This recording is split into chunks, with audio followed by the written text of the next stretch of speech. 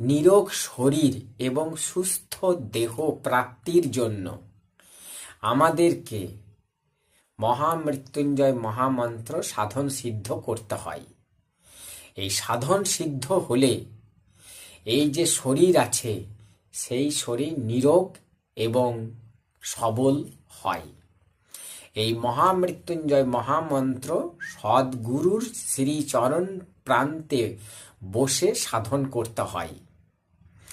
গুরু যদি উপস্থিত না থাকে এবং সাধক অথবা শিষ্য যদি এই মহামৃত্যুঞ্জয় মহামন্ত্র সাধন করার জন্য সংকল্প গ্রহণ করে, তাহলে তার সাধনা সম্পূর্ণ হয় না।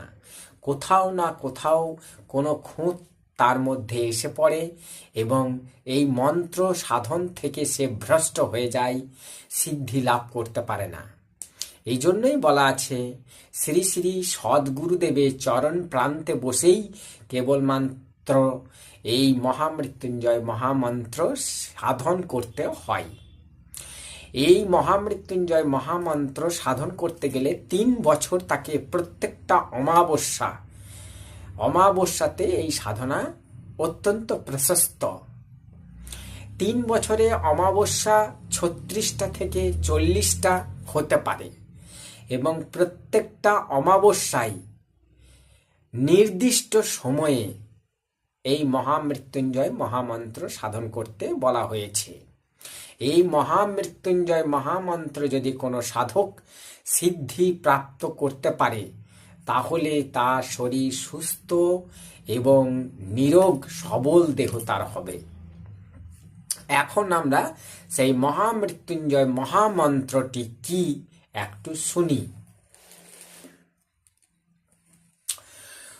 ওম হোম জুং সহ ওম ভূর্ভুবঃ স্বাহা ওম ত্র্যম্বকং যজামহে সুগন্ধিং পুষ্টির্বর্ধনম উর্বারুকমিব বন্ধনান মৃত্যুর্মোক্ষীয়মামৃতাৎ সহ ভুব ভূর ওম সহ জুং হোম ওম। এটি মহামৃত্যুঞ্জয় মহামন্ত্র। মৃত্যুকে জয় করতে গেলে, দুঃখকে জয় করতে গেলে, ভয়কে জয় করতে গেলে শিবের এই মন্ত্রটি দিয়ে আমাদের সাধন সিদ্ধ করতে হয়।